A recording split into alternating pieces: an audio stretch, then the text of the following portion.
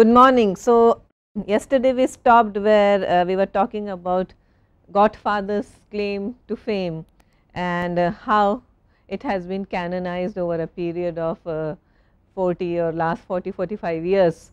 And we stopped where we were talking about how Pauline Kael, one of the most eminent film critics, she called it the best gangster film ever made in this country, which is a big shot because gangster is essentially an American product, the other being the Western. Yeah. So, there are two influential American genres which are essentially Americans and which are, one is gangster and another Western. And if Godfather is labeled the best gangster film ever made by none other than Pauline Kael, then it must have made quite an impact at that point. Now, from here we will talk about the advent of New Hollywood and how Coppola was at the center of the so called New Hollywood movement. So, we had the French New Wave, we had the Italian Neorealism, and then we had the Hollywood or the New Hollywood period, the Hollywood New Wave, and Coppola was at the center of it. So, how do you create a movement? How do you usher in a movement? Whenever we call that a particular period is new, if it is New Hollywood, then there has to be old Hollywood as well. Okay, and old Hollywood was essentially what we label as the classic Hollywood. We will be talking about classic Hollywood as well. Today we are not talking New Hollywood in much detail, but understanding the Godfather as a canonical text, okay, and we were doing it as continuation of understanding what is a canon. We have already done Citizen Kane. So, I am just recapping whatever we have been doing earlier. So, today this class is not about New Hollywood per se, but just to give you an introduction to what is canon and then a brief overview of the New Hollywood period and how Coppola became the center of the so called period of New Hollywood, which was basically ushered in by Warren Beatty and Arthur Penn in Bonnie and Clyde. Warren Beatty acted and produced a movie called Bonnie and Clyde, majorly scripted by someone called Robert Towne. Is the name familiar to you? An excellent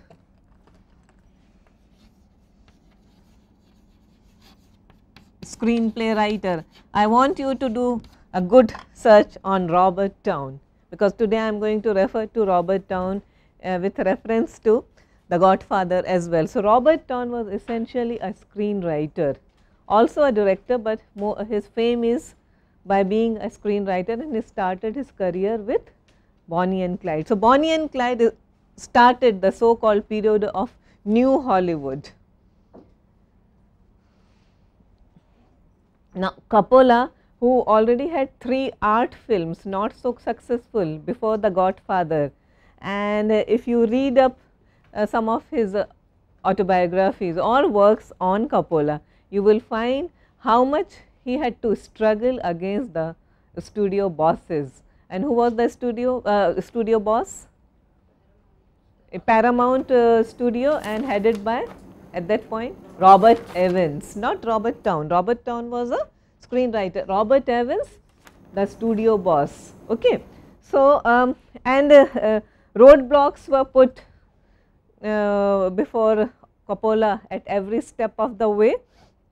He was prevented from casting Al Pacino. That was the major setback, and there were times when he was told that he will be fired, okay, any moment, and there are people who are willing to take over, because it was felt that he is experimenting too much, especially with the cinematography and bringing in all these New York method actors.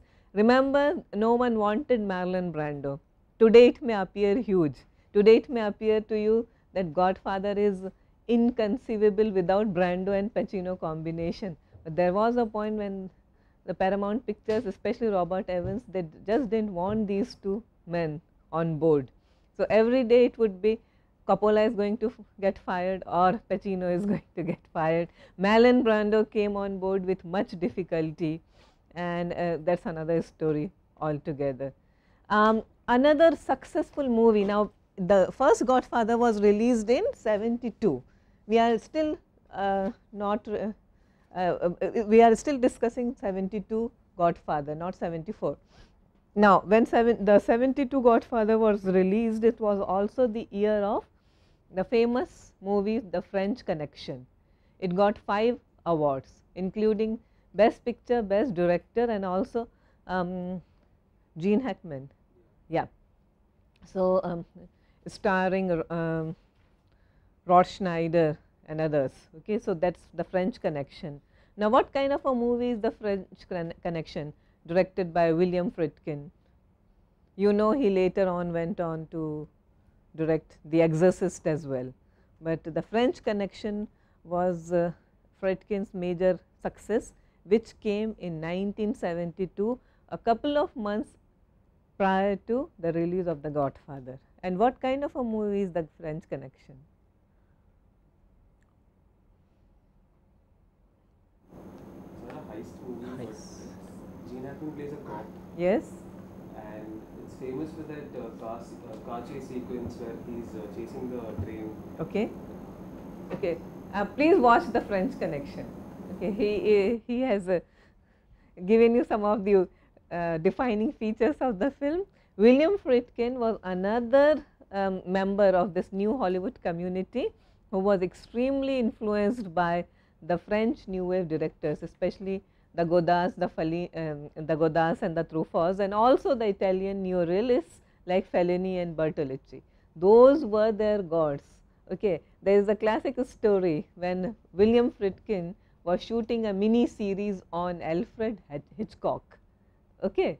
It was called This is Hitchcock or something like that, and the big man came to the sets and he just watched William Friedkin shooting a series called This is Hitchcock, and he didn't utter a word about whatever Friedkin was doing. He just said one thing, Hitchcock to Friedkin famously, you must wear a tie.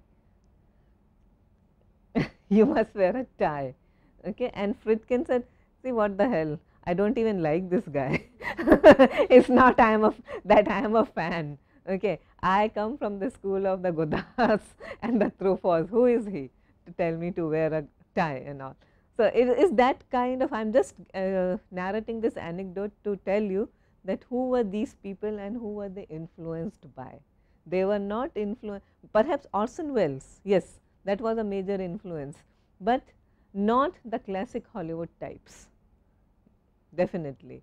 Their influence, perhaps Elia Kazan, who is East of Eden, you recently watched. Okay, so New Hollywood was essentially a rebellion against the classic Hollywood school of filmmaking. So, Coppola throughout the filming insisted on casting New York actors rather than established names. Apart from Marlon Brando, no one is an established name in the movie. Everyone is a newcomer. There was a call for actors, and all these bit parts were enacted by theatre people from New York theatre community. Okay. Al Pacino, Robert Duvall. Duvall was, yes, but not a box office magnet. Even Marlon Brando at that point was considered a box office poison. It was said, and Coppola admits, that the studios, the executives told him that if you take Marlon Brando, whoever is coming to watch the movie, even they will stay away. Okay, he was that much of a poison to people. Okay, so Marlon Brando was not wanted, Pacino definitely not wanted.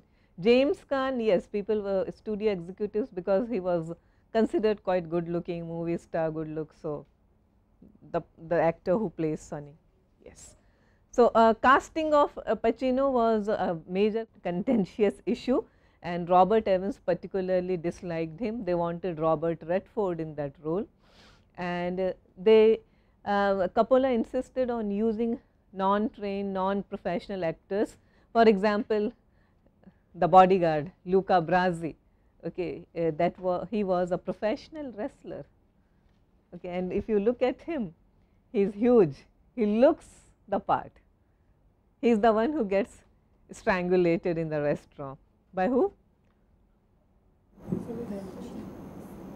By who? Solozzo. By Solozzo. Good, good. You have been watching the movie by Solozzo. Okay. Adherence to the ambience. Now, what ambience is that? When is the movie set? Good, 40s. A dead giveaway clue is that Michael is a war hero. He returns from a war. And which world war could it be? The Second World War. Okay. It's the 40s. So, he wanted to adhere to the ambience, and that's very important, because if you remember the Mafia, the original screenplay, I am not talking about the novel The Godfather by Mario Puzo. The studio had commissioned Puzo to write a screenplay called The Mafia, remember, which no one wanted to direct. So, the studio compelled Puzo to rework the draft of the Mafia based on The Godfather and set the ambience in the 70s with hippies in it and rock and roll music. Okay, because they said this is what is selling, you know, Easy Rider was a major success, Bonnie and Clyde. Okay, so why make a movie of the 40s which will be such a cumbersome project and definitely expensive, because you have to recreate a period. The 70s are here and now. So, let us try to do that, let us try to take advantage of the hippies around us, and let us fill it with drugs and all kinds of interesting things, so that people will come. So, but Coppola yearned for a particular period, the post-war America, when American power in business as well as in politics was at its peak. So, that is the period he wanted to capture, and it meant period cars, having period cars, period costumes, sets, restaurants, clothes, everything has to be true and faithful to the period, that is the 40s. So, if you watch the movie, you will find it is so real, it is so authentic. The famous scene where Michael first comes across the news of his father being gunned down. He is not killed, but he just reads it on one of the newspaper stands. Case stops and she directs his attention to that, and there is a newspaper stand. And would you believe it, that suddenly Coppola was told by his art direction team that in the 40s there would be no newspaper stands. Okay, and what does he do? And then the next shot is that Michael reads the headline and runs across the street and goes to a telephone booth. And it so happened that on that, because that scene was shot on location. Okay, so actually on an actual street, and he was told during the 40s there was no phone booth here. Okay, so what do you do? Okay, so he said, okay, let's just get it. Okay, you know, some imagination, some poetic license has to be there. Let's create a kiosk, let's create a phone booth. So it was that it's shot on location, yes, but they also did a lot of recreation of the period. So that's how difficult it always is. 40s cars, I mean, if you watch the movie, it's not the 70s cars. I mean, all those black little cars, they all belong to the period. Okay. Another important, and I think this is one of the most defining feature and of new Hollywood period as well as of The Godfather in particular, is that they eschewed the theme of good versus evil. But then I am going to give you another example which soon came after The Godfather and took a very regressive kind of cinema, which took Hollywood again years back in time. But then we will talk about that soon in our later classes. So, the no good versus evil theme, which is again an import of the French New Wave. You will also find that in the world of these of the mafia, there are no civilian deaths. So, you do not get women being dishonored or people just being shot dead rampantly. It's all about a gang war. Okay. So, the only person who represents the law is the corrupt police officer, and he is also shot dead early in the movie by Michael. So, the question that the film raises very aptly is what is evil, the nature of evil. How many of you have read the novel? Oh, quite impressive, you have read the novel. Okay, Shweta, do you think that the movie is quite faithful? Give me a couple of reasons. Please focus on her. She has read and he has read. So, after that the little girl in red. We saw that 3 people. It is largely faithful, although there are certain elements in the books which aren't really focused upon in the movie. Yes. Like for instance, the wedding in the beginning when Sunny is with that woman, and how all the rumors surrounding Sunny's virility and all of that isn't really touched upon in the movie as such. Okay. And apart from that, Luca Brasi has a more prominent role in the books. Yes. It's mentioned in great detail how he butchers a lot of people. Actually, there are plenty of plots. Okay, which so when I first read in fact I first watched the movie and then read the novel, and I felt, what is this? Okay, now where is the movie here? And I am glad he did the movie the way he did. Okay, so the screenplay is written by Mario Puzo in collaboration with Coppola, and Coppola has gone on record stating that he was extremely put off by the novel at certain places, and if you read the novel you will understand what places. Okay, he felt that what am I making? You know, and there are subplots which are so huge and which are so voluminous, which have nothing to do with the main plot. They just go on and on and on, and you wonder what is happening here. So, it is pulp to the core, okay, but then Coppola raised it to the level of art. Okay, so, this is one instance where the movie is any day better than the novel. Okay. Forget that he has left out several things, okay, but he has whatever he has and there are certain scenes which are not there in the novel, but they do figure in the movie, and I will tell you where. And the reason why I was trying to draw your attention to Robert Towne, who wrote a couple of scenes, okay, and therefore, you know, cinema as an art comes into picture. So, now we are talking about how the movie was photographed by Gordon Willis, and this is an important name, cinematographer Gordon Willis, who liked to shoot in closed spaces, dark shuttered rooms, just to give that feel of the claustrophobic world of the mafia, as contrasted with the sunny, brightly lit atmosphere of the wedding.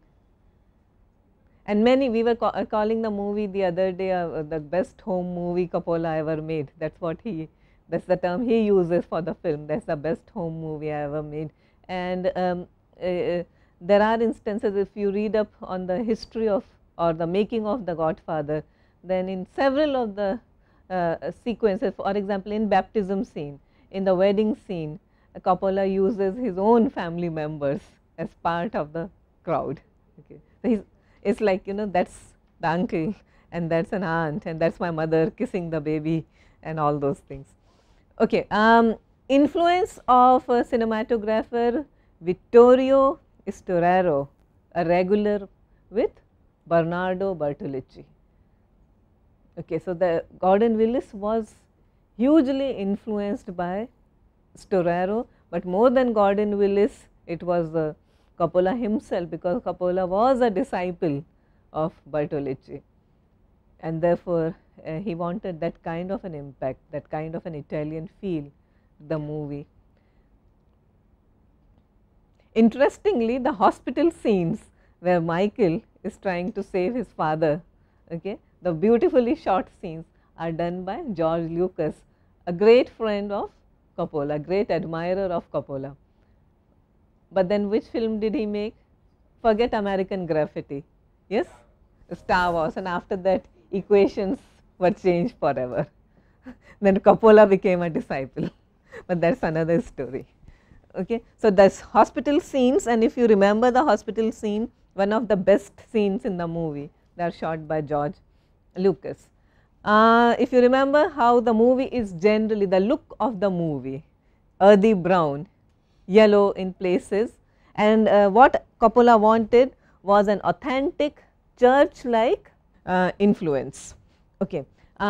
Music is composed by, one is Coppola credits his own father. Yesterday I was talking about Coppola's father being a musician himself, flutist, Carmine Coppola. Okay, he was a professional, quite well regarded artist. So, he contributed a lot, but the real music or the major part of the credit goes to Nina Rota, who was a regular of Fellini.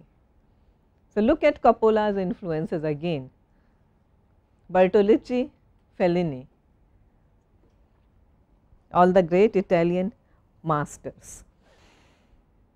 Now, at this point I would like to draw your attention to another great movie which is made by Bertolucci called The Conformist, which came a few years, just 2 years before The Godfather, and many critics, especially people like David Thompson, have read thematic parallels between Michael Corleone's character and the lead character in Bertolucci's The Conformist.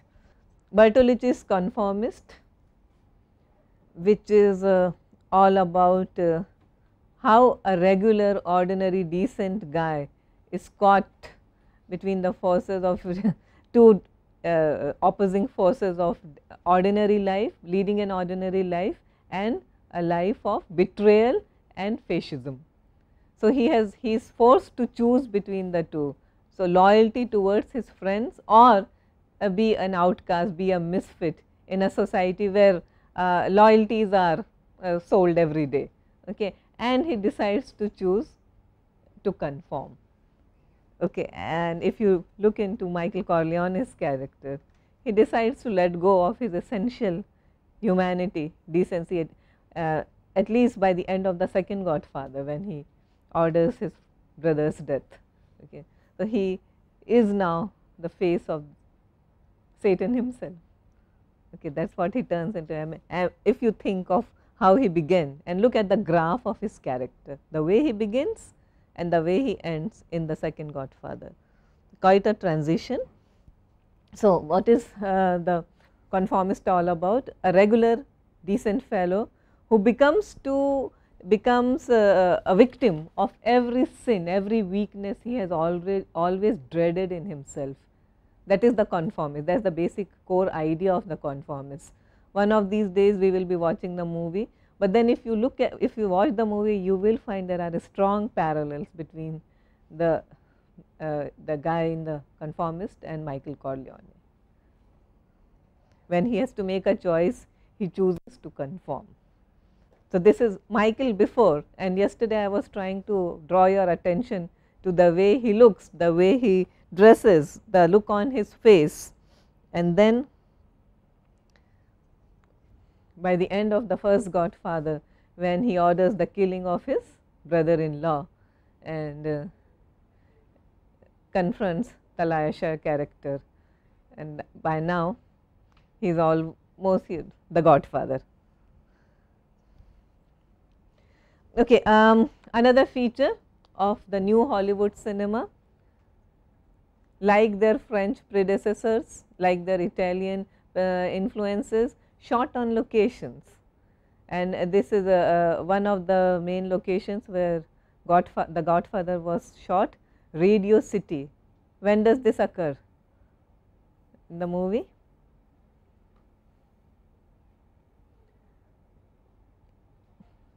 Well, it is a theatre, you know, and this is the time when they are coming out, Kay and Michael, they are coming out, and then they discover that the Godfather has been shot. Okay. So, shot on actual location. So, legacy, what Godfather did to us, and how everyone's life changed after the Godfather. Brando made a stunning comeback. That is the most important legacy. but then equally important is that the movie made stars. He gave us, the movie gave the cine enthusiasts a stunning actor called Al Pacino. Okay, and if you look at his body of work, then you will understand what I am talking about.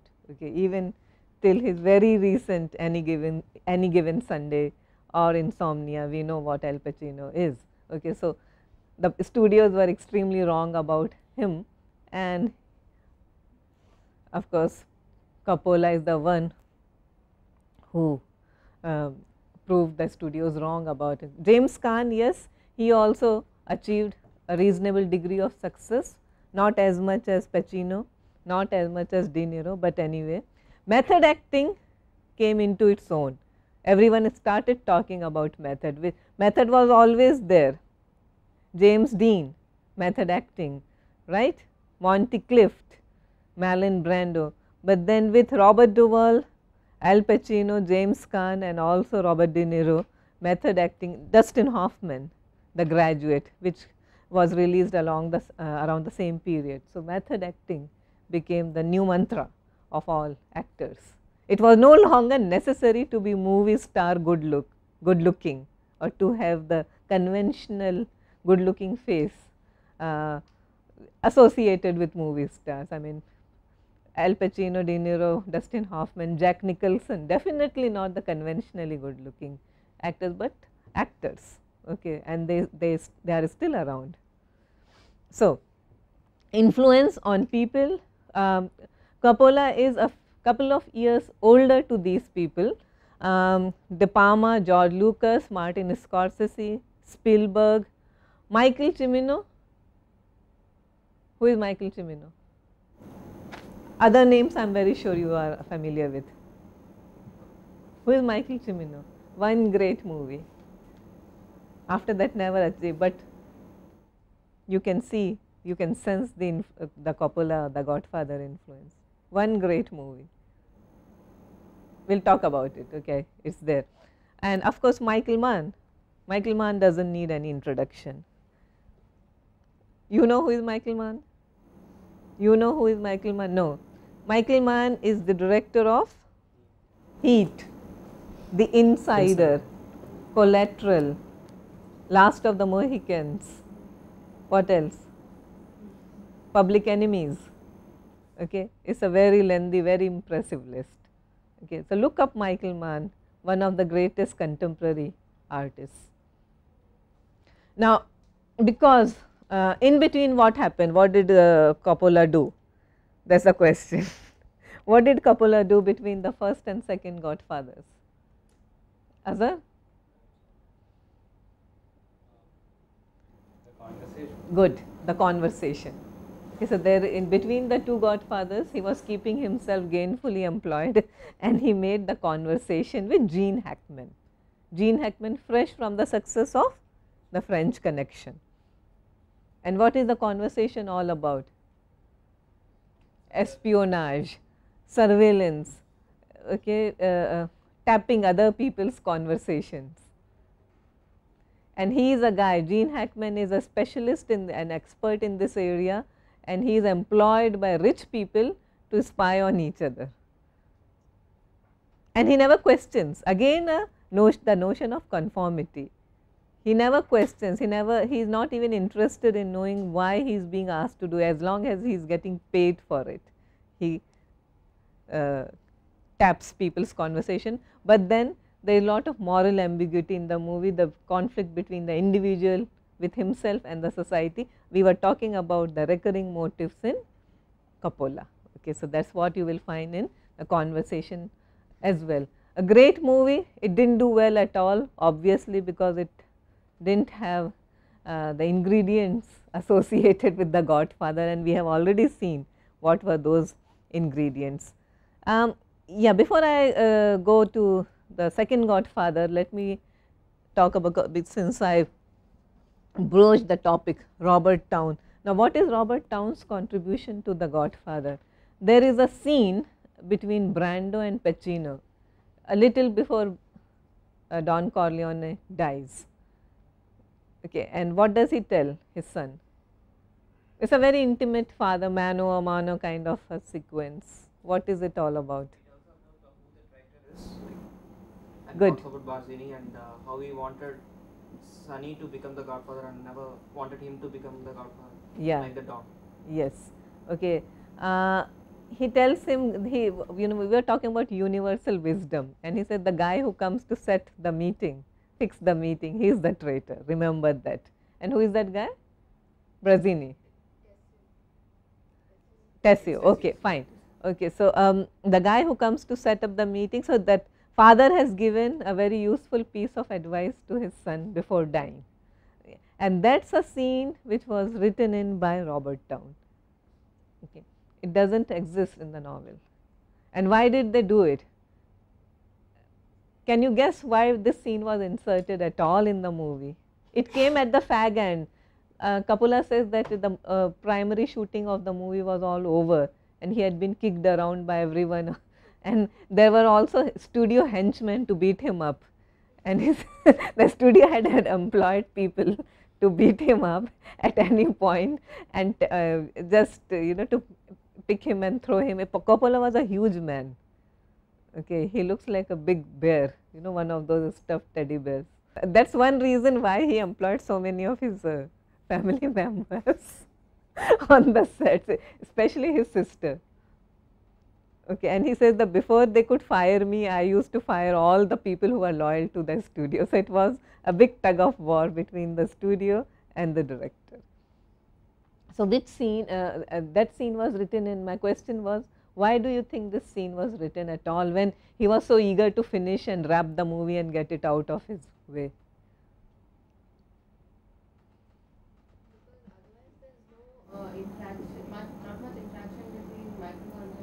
Exactly. Good. Excellent. In the entire movie, the father and the son, they never meet face to face by themselves. They are always surrounded by other people. There is always someone. Okay, but this is one scene which actually looks like their father is having a conversation with his son, giving him some pieces of worldly advice, etc., etc., which you never find throughout the movie. He is always, Brando is Brando. Otherwise, you have the hospital scene, but you don't find the father and the son having a conversation. And this scene brought a very strong emotional touch to the film. Also the fact that by the time the movie was over, everyone realized that what great performances were delivered by both Brando and Pacino, and the studio insisted that we must have a scene where these two men come face to face. And Coppola said he didn't know what to do, so he approached his good friend Robert Towne and he said, help me out, and if you want credit, I will give you a writing credit as well. And Robert Towne said, no, I don't want credit, any credit for that. Robert Towne also went on to write the script for another great movie called, you must do your homework on Robert Towne. Okay, that's the way it's spelled, Towne. So all his screenplays. Okay, so now, so the second Godfather gave Coppola the freedom to do things his way. It's an original material.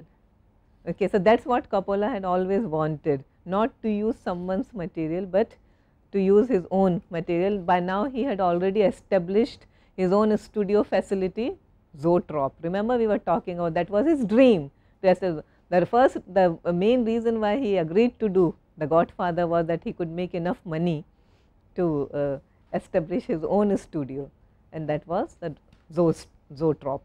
So, audacious in terms of its narrative style, it moves back and forth in time, between time and spaces, periods. Okay, so the first Godfather, the young Godfather played by De Niro, Vito Corleone, and then you have Michael now trying to face his own internal demons. So, when the movie was originally shot, it had 20 cuts between past and present, but then it was felt that it was befuddling and too confusing.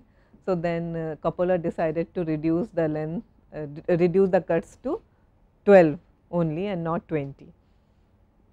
Again a great actor, two great actors coming back, coming together for the first time, De Niro and Pacino. However, they never come face to face together. But they are there in the movie. In counterpoint to Michael's struggles, both inside, inner and outer, we also see Don Vito's constant, consistent rise to power. The movie, you would be surprised to know that the first Godfather was a modestly budgeted movie. People did not want to spend money on Coppola or his team or whoever he had brought on board. By the second movie, he was big enough to invest his own money and to make certain demands, and he got what he wanted, and it is epic in scope. So, there are certain movies in the first Godfather which were supposed to be shot on location in New York, but then they were forced to shoot in LA to cut costs, etc. But here he did whatever he wanted to, and then you can see hubris coming and striking, and Apocalypse Now, and then what he did to himself after Apocalypse Now, because then the downfall began, because there was a point when it was felt that Coppola can do no wrong, okay, and that is how great people fall. So, the second Godfather is epic. It is shot in New York, actual locations, LA, Las Vegas and Cuba, Havana, if you remember those scenes, and Sicily, especially the childhood scenes. And of course, money was spent on the movie, gave us the great De Niro, but then De Niro was already great. He had Mean Streets behind him and Taxi Driver. He was working on Taxi Driver simultaneously, so he was there, and again method acting at work. The second Godfather, as opposed to the classic Greek tragedy structure of the first Godfather, again more experimental in its narrative style, more inward looking, more elegiac and reflective. Al Pacino got nominated 7 times for the Academy Award before he won it for Scent of a Woman. De Niro won it for the second Godfather, very early in his career. Great scenes from the second Godfather. One is the investigation scene, lengthy, but again a very, very brave, very courageously shot scene. Too many people, lots of people involved there. Then it is a very, very chaotic ensemble, but if you watch it, you will you get swept away by the magnitude of the scene. Okay. De Niro's scenes in Little Italy, Fredo's shooting at Lake Tahoe, and of course Coppola himself never had a very easy relationship with his brother, and that is what Coppola is always interested in these sibling rivalries and all, and Fredo's killing by his own brother could be a reference. As we were talking, as Godard has already told us that everybody owes everything to Orson Welles. So, influence of Citizen Kane palpable, journey of a protagonist, here Michael Corleone, his spiritual, his material, his rise to power, his alienation, and then final decline and fall of a megalomaniac. So, he suffers, he becomes a victim to his own pride, his own hubris, almost like a Greek hero.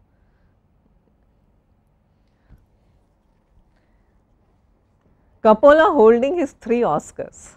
Now, that is a first, and who was he competing against that year in 74? Against himself.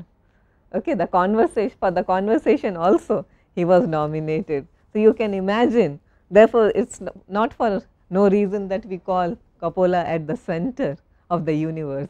There was a time when he was the center of the universe of the so called new Hollywood period. Now, it may appear very strange to you that whatever happened to Coppola. What was his last movie? No one remembers. You remember what is Spielberg's last movie? Lincoln. Lincoln. Okay, you do remember, and Lincoln is still hot. It's honored. Oscars are around the corner. Are you betting on Lincoln? Are you betting on Day-Lewis? Yes. Yes. Okay, how many of you are betting on Day-Lewis? At least best actor. Watch the movie. He is Lincoln. Okay, watch the movie. Have you watched the movie, Valeri? You are not betting on him? You did? Okay. Azhar? Okay, watch the trailer at least on YouTube. Okay, and you will find he is not Day-Lewis. You feel that's Lincoln talking to you. Okay, so whatever happened to Coppola, he won 3 Oscars in 1 year while he was competing against himself. Tetro. Tetro. When did it release? 2009. Yeah, no one knows. No one cares. Unfortunately. Okay. And that's what he says. You see, he's an honest man. And he says, in some way, The Godfather ruined me. Okay. It just made my whole career go this way instead of the way I really wanted to go, which was into doing original work as a writer, director. He could never live down that success, those expectations, because see, from when you are at the top, the only way to go further is to go down. And he started at the top. He influenced a generation of filmmakers. Okay, but then for him, it was like how to excel himself. And then he went into the second Godfather, which was a huge commercial success as well as a critical for many people. And if you ask me, yes, it's much better than the first Godfather. Less sentimental, more reflective, more inwardly aware and conscious. So, Coppola, The Conversation in 1974, Apocalypse Now in 1979, a movie which almost ruined him financially, and there are books written on the making of Apocalypse Now, and it's a harrowing read. So, you can just imagine what he must have gone through. Yeah. And he used to take pride in his audacities. He would say that if it rains or snows, all the more better, because we are going to get real shots, not the screen generated, the machine generated rain sequences and all. But he was told that, you see, where was the movie shot? Apocalypse Now. Oh no, not in Vietnam. They weren't given. Philippines. Yeah. And it would always rain, and he chose to shoot the movie when it was like the rainy season was at its peak. And when the rainy season was at its peak, the boatmen would shudder to ride the boats with the crew. But then he was fearless. He would say, okay, it doesn't matter.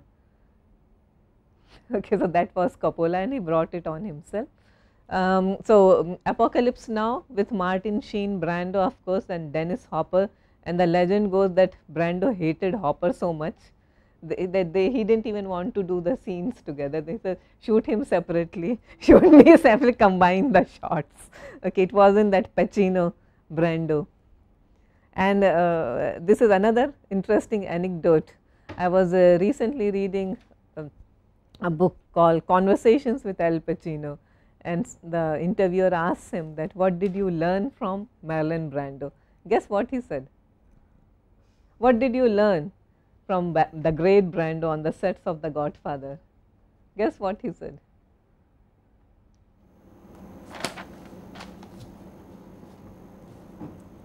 Well, Pacino's response was not to eat too much ice cream. Then Frankenstein, he produced, directed by Kenneth Branagh, Helena Bonham Carter, Robert De Niro plays the monster, okay, but produced by Coppola, Mary Shelley, Wollstonecraft's Frankenstein, Bram Stoker's Dracula, great movie, excellent movie, okay. Not many people have watched it, but a decent success, but again you can't touch The Godfather. Okay, so watch Dracula, Bram Stoker's Dracula, and also Coppola is known for putting the writer's name above his own. in spite of his megalomania. So, the movie is actually called Bram Stoker's Dracula. Gary Oldman doing an excellent Dracula. Keanu Reeves is Keanu Reeves, okay. And but then you have Gary Oldman, you have Winona Ryder, and who play Anthony Hopkins. Watch it for them, not for Keanu Reeves. Yeah, yeah. Okay. And then Tetro, the latest one in 2009. Influences now. We were talking about Michael Cimino and one great movie. That was a clue, you see, one shot. Remember? One shot you get.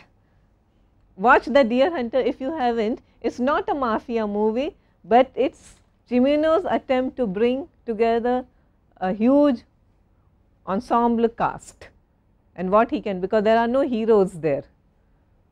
De Niro is there at the center, but of course, it's not just about De Niro, it's also about Meryl Streep, it's also about John Savage, it's also about Christopher Walken and John Cazale. Okay, so and also remember the opening shot of The Deer Hunter, how does it begin? Wedding sequence, yes, it's a homage to the great Coppola. A lengthy wedding sequence, excellently done. Name the movie. Jewish American Gangsters, classic, 1983. Yes, Once Upon a Time in America, Sergio Leone. I deliberately didn't put the title because I wanted you to.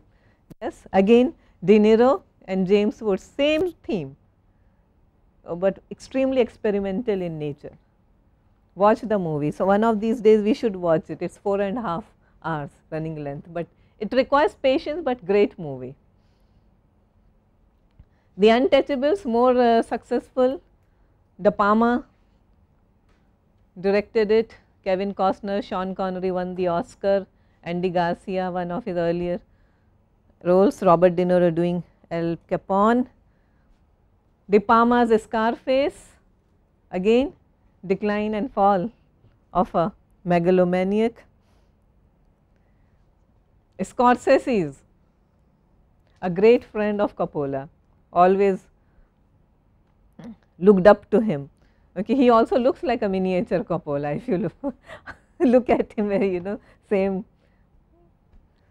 structure, except that Coppola is huge and Marty is tinier. Carlito's Way, who directed it? Who are the two actors? Al Pacino and Sean Penn, Brian De Palma. Heat, of course, Michael Mann, 1995.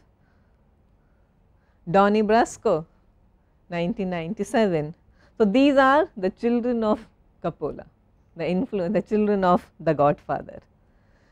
Okay, and I would suggest that you do visit if you want to know more about Coppola and his work in detail. So, www.zoetrope.com. It gives you a very good overview of his cinema. Thank you very much. We continue tomorrow.